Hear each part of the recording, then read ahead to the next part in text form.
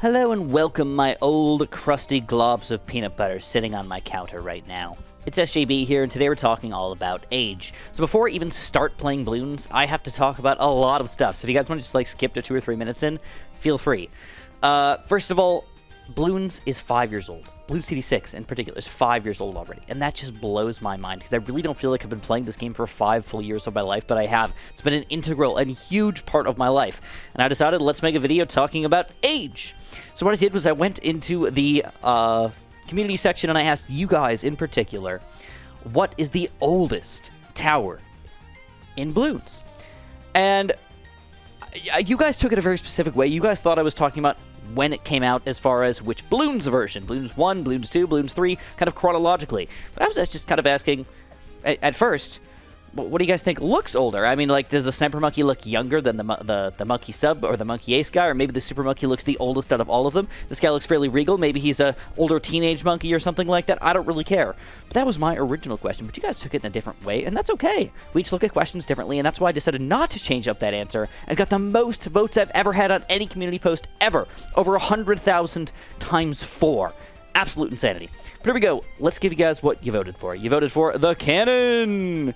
You voted for the Dart Monkey, which was kind of goofy, but it makes sense because, again, he is not even OG Bloons Tower Defense, but OG Bloons. And then Tack Shooter. And then you guys also voted for the Super Monkey, which makes a lot of sense. And last but not least, you voted for the Ninja, which was the only one that was not in existence in Bloons Tower Defense 1. And didn't exist all the way until Bloons Tower Defense 5, which was funky, because I just randomly put towers together, and that's just the way it had to be. So anyways, we're going to take all of these monkeys together. We're going to try to use the oldest monkeys in the game to do something fun. Before we get there, we have to talk about why we're going to use the oldest hero in the game. And to be honest, I could have just went based on age, and I could have also asked you guys which is the oldest, but I decided to go on a little adventure for myself, decide which one I think is the oldest monkey in Bloons Tower Defense 6. And I'm going to take this in a somewhat literal sense, because I'm going to look at the skins. And I was like, well, you know, size got really nothing here, but ooh, look at this already. We can go all the way back to the Viking era, or we could go to the Yangshi era, which I kind of looked up, and I think the Viking era was before that, and I actually don't even know how to pronounce this, so I apologize if I'm an idiot. It's like, well, is there anybody older than that? I'm like, oh, frickin' Pat Fusty. Snowmen got to be pretty old. I mean, how old's the oldest snowman? I mean, it could be before then. Maybe some kid made a snowman or something similar. Or Kaiju Pat's already beefier and older than that. It's frickin' Godzilla. He's got to be at least a couple thousand years old, right? I was like, oh, no. Frickin' open. I found the answer. I mean, not the Forest Guardian, not the Ocean Guardian, because I believe that rock came before the ocean, and I was like, dang, it's gotta be the Mountain Guardian, Oben, as the oldest. Oh, crap, I forgot about somebody over here. Azili and Smudge Cat doesn't really care for age, but the galaxy had to exist before the rock of the Earth, or the rock of whatever planet these monkeys live on had to exist, so we're stuck with upsettingly, galaxically, Azili. And then, also considering age, we kind of had to look, what's the oldest map in the game? And I was like, well, middle of the road's like old country, so that's kind of old. Kind of try to look at these guys, and you really can't tell a direct age of how old something is. But Candy Falls has some Oompa Loompas, and that's from what, like the 1920s or something like that? So I had to look it up so I didn't sound too stupid, because I was like, 1920s does sound pretty early. 1960s was when the book came out. So anyways, kept moving on. I was like, I don't know, man, there's a caveman here. That's pretty old. But eventually I realized, I think I know the answer. It's got to be moon landing. It's the only place that I can think of that kind of seems unchanged. You know, we got running water and everything kind of flowing through everything, but the moon does not change. It's been pretty much the exact same for the past, 4+ billion years. So we have to play the moon. And then just to make a really weird challenge for ourselves, I'm going to make the Moabs 150%. So they're 1.5 times as strong for the rest of the game, and we have to play through around 100. Now that we've got that out of the way, here's the squad. Here's the team. We've got Azili, Darts, Cannons, Tacks, Super Monkeys, and Ninjas all working together to try to take down through round 100 with extra strength Moabs. Okay. I mean, none of these guys are bad against Moabs. In fact, a lot of them are actually fairly good against Moabs. But I'm going to start off by building something that does not help against Moabs. We're going to go for a Spike Bolt. And I'm not even going to go for a Cam Detection Spike Bolt, because I'm going to plan on getting my Cam Detection from my Ninja or something later on in the game. And I can even do some weird Ninja plays with complete decamoization if we want to do something as weird as that. But I have to watch out, because none of these towers are going to be excellent with these walls on the way. Texture really won't work well. Ninja's got some stuff that can go through walls, but generally not. Super Monkey can see over walls, though, because we do have the Monkey Knowledge activated in this game. We're not playing on chimps, even though we're playing up to round 100. So we've got all that going for us. I don't know if it's going to work out fantastic long-term, but so far, it's not too bad. Guess what? Juggernaut on round 18 already. That's pretty beautiful, dude. It's kind of a weird tower. Like, it's kind of difficult to use, but this is the only map in particular that I can say I really don't think you can go wrong using a Juggernaut. Unless you do something really stupid like putting him, like, here, and then he just randomly hits off the wall crater thing and then never actually shoots inside of here, which does tend to happen sometimes. Winkety-coffety, wink-wink. Oh, yeah, this Juggernaut is pretty much complete and utter domination so far. I mean, the low-level Bloons got nothing on us. Even when they get to the high-level Bloons, this guy does 2 damage, so we're actually cutting through zebras and stuff pretty easily. Well, I haven't actually seen zebras yet. We're cutting through higher-level Bloons pretty easily, the whites and the blacks and everything, and I don't see any issues happening for a while. So, while that's going on, we're going to actually plan on getting some other guys. We're going to go for a Flash Bomb. I'm going to go Ninja Discipline, but my plan is to go for an early Sticky Bomb. This is going to be my Moab Pop Power for round 40, which will still be difficult. Now, I might end up going for another one of these guys to decamo eventually, but for now, this guy does have to be my camo detection with the Zealy, so just going to have to watch it a little bit. They're probably going to be good until round 42 plus. But after that, we're going to have to start dealing with a lot of purple Bloons and everything, and I just don't want to mess with that. So we need extra cam detection, hopefully with a Super Monkey, or maybe a weirdly high-level Dart Monkey. There is an alternative strategy that we could go for, which is just kind of spamming ninjas. But to be sure with you guys, I don't like that strategy. I find it so boring that I would rather not do that unless it's like a late game, spam a couple extra Shinobis to kind of like increase a 5th tier tower just a little bit or something. But going full-out ninja strategy, I don't know, it feels wrong. Just doesn't it? It's kind of like spamming druids these days. It just feels wrong, even though it's definitely not wrong. All right, I mean, the money is just absolutely flowing in here. Sticky Bomb is ready to go, $5,700 saved up already before round 40. That's like a weird number to see. You don't usually save up $5,000 plus. But we did it easily, and it's because Juggernaut's honestly just straight up owning. It's popping everything. So when you use Juggernaut right, it is just straight up dominant. It does extra damage to ceramics too. But I'm still afraid of round 40. It does not mean this is going to be an automatic easy win. Even with a Sticky Bomb. So I'm going to try to get my Super Monkey going, and I'm going to try to put him in sort of a weird spot here. We're going to put him like right in the middle, because I plan on getting the bottom path upgrade. Yeah, let's put him right. I don't know. We're going to watch this. Let's see what happens in round 40. This is 150% health Moab. Oh my god, the Sticky Bomb just cuts right through it. All right, suck my balls. We got this in the bag. We're going to go for a Super Monkey in a very goofy spot. I think right here is about good, because I want to be able to hit the Bloons as they're going through this crater. I want to hit them a little bit over here. I think once I get my range upgrades, I'll be able to hit them over here, and of course, hit them over here as well. So that's like the entirety of the map, besides this little crater that we can hit. And that's pretty beautiful. We're going to go Knockback, and we're going to go Ultra Vision, and it's all happening. But now I do have to go for a middle path upgrade if I want to make sure that this is going to happen. So we have to not get the Plasma Blast. That's kind of sucktastic. But I think we can make our play with that guy. I think we go big enough, go high enough, go 4th tier, maybe even frickin' 5th tier if we can make the money happen. This could be the golden ticket right here.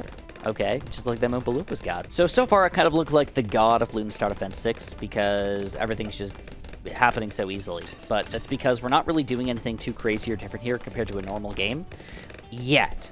We've only had to pop 1 Moab, and that's been the only thing that's been different for us the entirety of this game. But now, multiple Moabs are going to start coming out, which I think this guy can kind of still manage.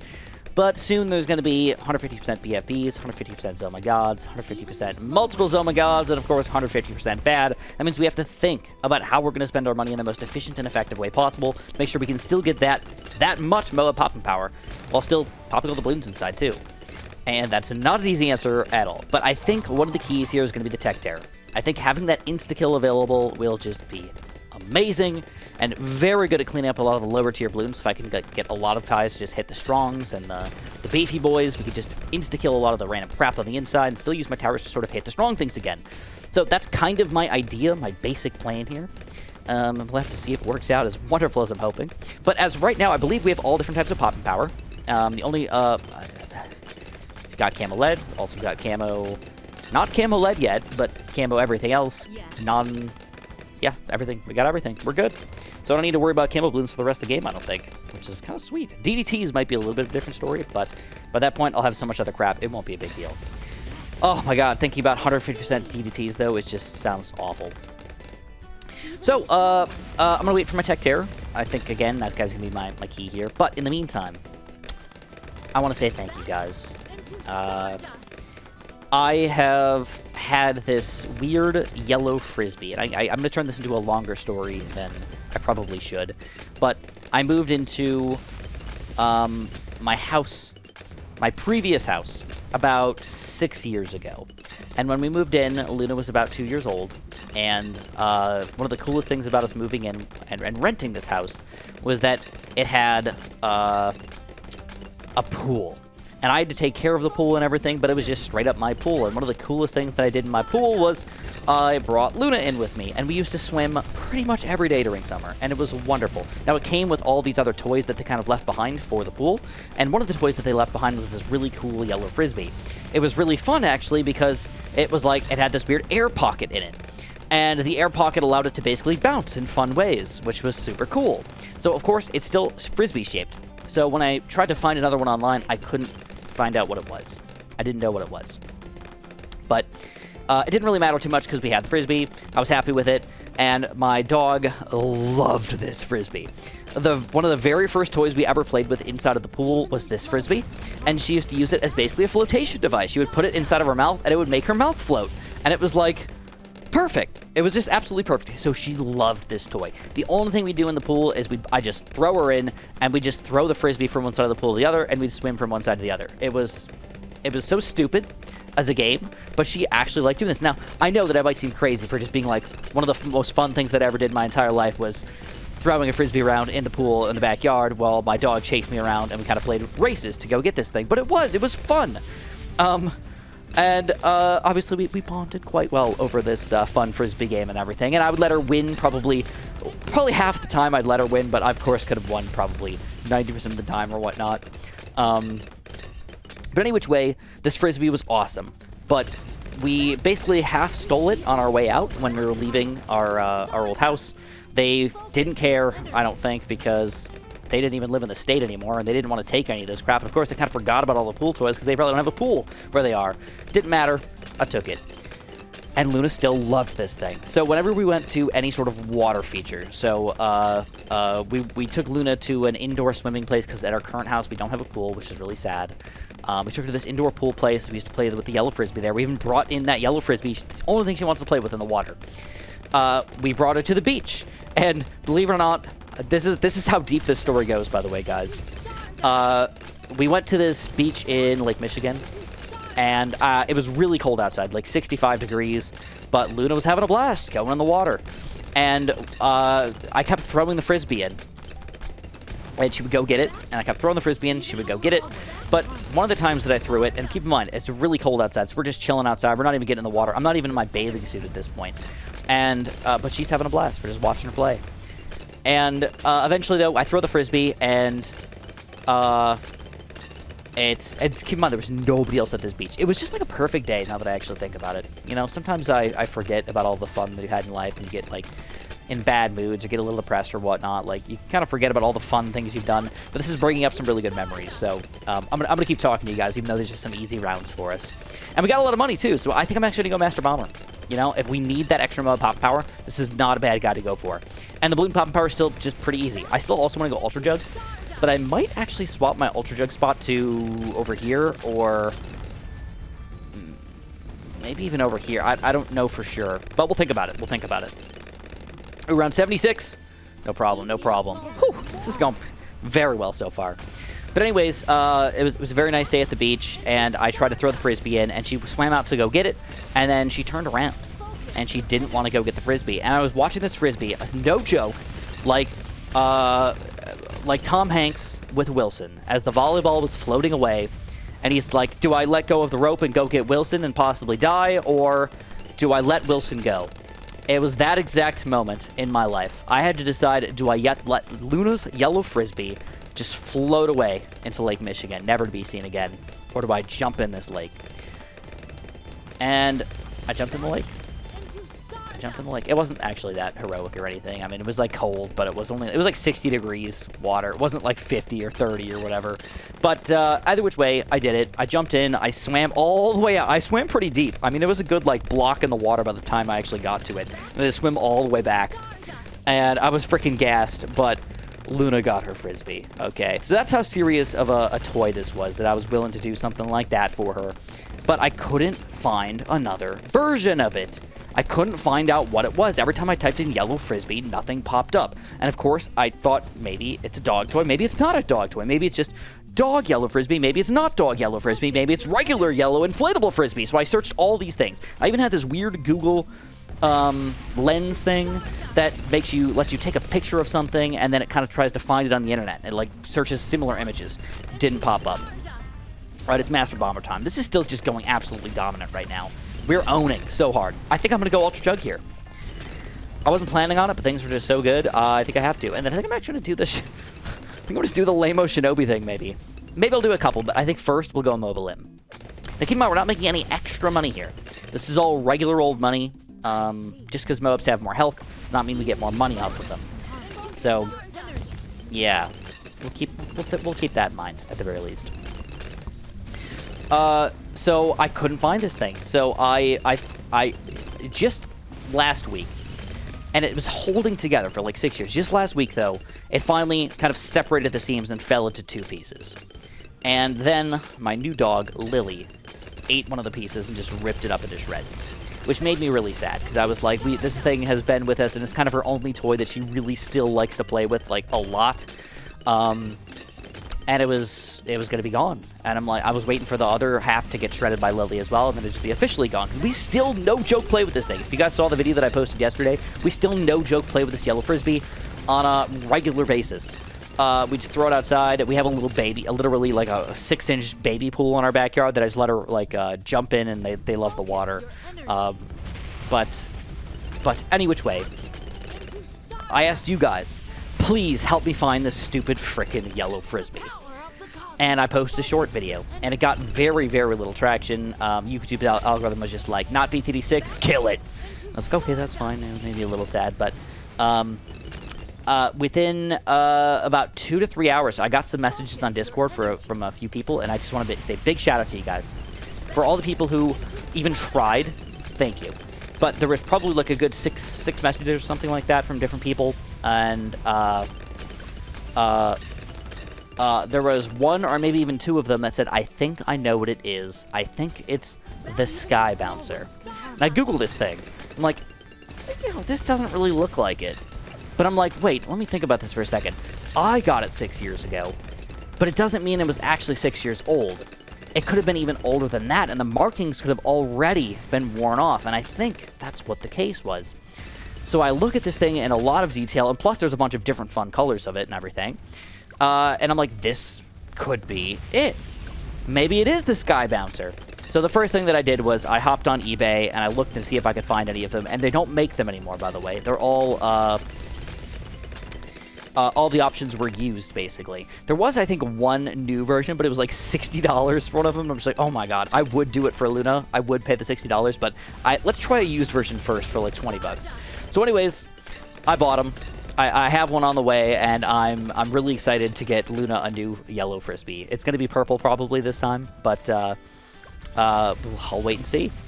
But any which way, it's a beautiful story. Hopefully it ends in a positive note. Hopefully Luna still loves her new whatever Frisbee we get her that is very similar to the old Frisbee that she used to have.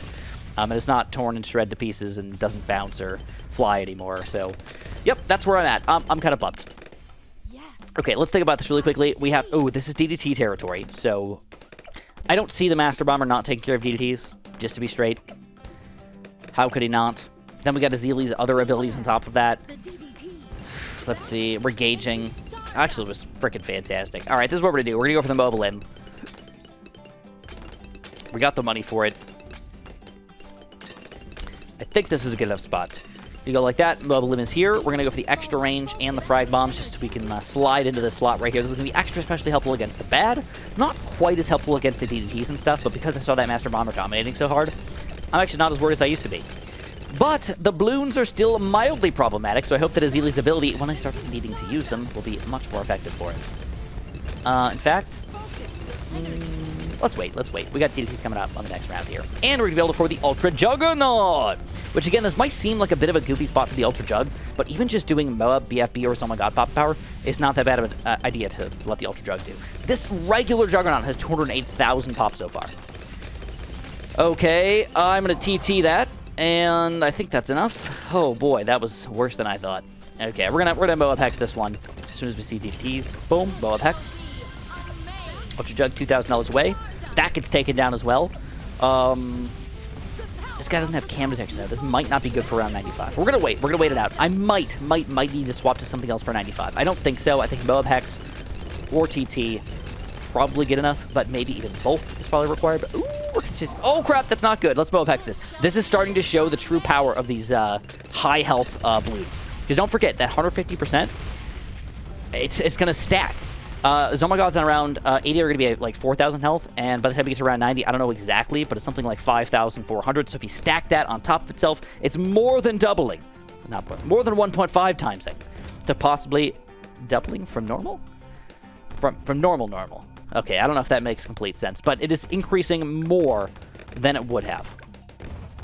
All right, here we go. Round 95. I'm going to get a TT at least. Mobile Eliminator doesn't really have cam detection, but guess I could use abilities here. Actually, this is kind of working. Let's use the Hex. And I'm also going to TT. Okay. We use that ability. We got Ultra Jug now. We're going to survive round 95, and I'm feeling pretty juicy. I'm feeling beefed up right now. Life's pretty good. So you know what I said? Oh, Tax Zone would not be a bad idea either, but this really is not a good spot for it. All right, we're going to do it. We're going to go for some Shinobis. I don't want to go Cray Cray, but I'm thinking like, you know, whatever fits here. 7 Shinobis, something like that. It's only like $1,400, $1,500 per. So, yeah, whatever we can get here. We're running out of money already. Bam, bam, bam. Bam, bam, bam. This is round 96. We're gonna Moab Hex it. I'll eliminate round 97, hopefully. And then round 98, we're going to eat frickin' everything. This is going to be the toughest round. This is going to be the decider round for us. Oh, got the wrong thing. All right, that's not a big deal, though. Whatever. We got an extra fast shooting flash. I guess I should probably get a sticky bomb if I can afford it. Shouldn't die. Maybe. All right, we're going to start off with a... We're going to start with a pretty early-ish Moab Hex. Early-ish. It kind of sucks to do that, but we're still doing a lot of damage to these big Bloons here. I'm going to go for a Tech Terror kind of early as well. Try to make that Hex do even more damage. And then we're going to just hope that that's enough, basically. And pop it an extra quick sticky bomb, because why the heck not? And then I will have almost nothing for round 99. The question is, can we also afford a Bloon Sabo by the end of this round? No, we can't. And we have no abilities left. So let's see how round 99 is going to be. This is kind of scary to imagine. I got one ability here. That's basically it. And Azili is level 9. Oh, we're going to get to level 20. And we re-get the Hex. That's also going to give us the ability to pop the bad balloon if we can save it for this round. We got a real chance of it. Oh, yeah. And Moab Hex to finish that puppy off. I didn't even need to buy it, but it is what it is. This 150% health bad is basically worthless. That was actually really easy. I guess age does mean a lot here, doesn't it? And still, wow. That's actually pretty surprising. Ultra Jug 500k, 697. Okay, not... Oh my god, they're so even. That's actually really cool. And also 500k. All right, that's kind of fun. We got 500k, 500k, 500k, and then 687. So he was the winner by a pretty decent amount, but all very close and even things. And then he didn't do bad, but he was kind of like a build at the very end of the game too, so definitely have to keep that in mind. But anyways, if you guys enjoyed this weirdo video, if you enjoyed my weird talk about Luda and her Frisbee, please press that like button. Please subscribe, and of course, have a super duper delicious day.